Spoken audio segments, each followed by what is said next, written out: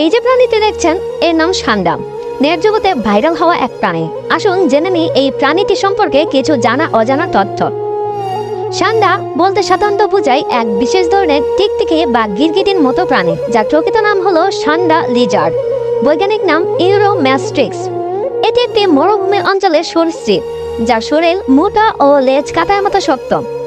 বাসস্থান হিসেবে সাধারণত পাকিস্তান, ইরান, ভারত ও আশেপাশের মরুভূমি অঞ্চলে পাওয়া যায়। এটি শুকনো ও গরম পরিবেশে থাকে। এদের লম্বা ও মোটা শরীর থাকে, লেজটি কাঁটার মতো, যা আত্মরক্ষার জন্য ব্যবহার করে। এটি তৃণভোজী প্রাণী, গাছপালা ও ছোট গুল্ম খায়। দক্ষিণ এশিয়ায় গ্লুকোজ চিকিৎসায় সান্ডার তেল বা সান্ডার তেল নামে একটি তেল ব্যবহৃত হয়। ধারণা করা হয় এটি জনক্ষমতা বৃদ্ধির জন্য উপকারী, যদিও এই দাবি বৈজ্ঞানিকভাবে প্রমাণিত নয়। কিছু অঞ্চলে সান্ডার তেল বা মাংস খাওয়া হয় ঐতিহ্যবাহী চিকিৎসার অংশ হিসেবে, তবে এটি বৈজ্ঞানিকভাবে নিরাপদ নয়। অনেক দেশে বন্যপ্রাণী সুরক্ষা আইনের আওতায় সংরক্ষিত প্রাণী, তাই শিকার করা অবৈধ, অপ্রমাণিত ও ঝুঁকিপূর্ণ হয় এ ধরনের ব্যবহার এড়িয়ে চলাই ভালো। বলা হয় সান্ডার তেল পুরুষদের যৌন ক্ষমতা ও সহবাসে দীর্ঘস্থায়িত্ব বাড়ায়।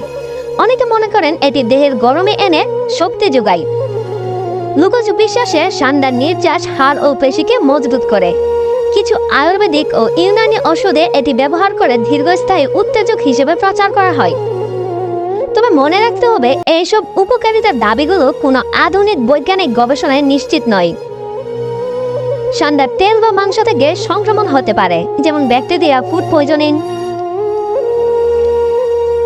অতিরিক্ত উত্তেজনা, গ্যাস্ট্রিক সমস্যা, রক্তচাপ বেড়ে যাওয়া, হরমোনের ভারসাম্যহীনতা ঘটতে পারে। সান্ডা একটি বন্যপ্রাণী, এটি অনেক দেশে সংরক্ষিত। অতিরিক্ত শিকার পরিবেশের জন্য ক্ষতিকর।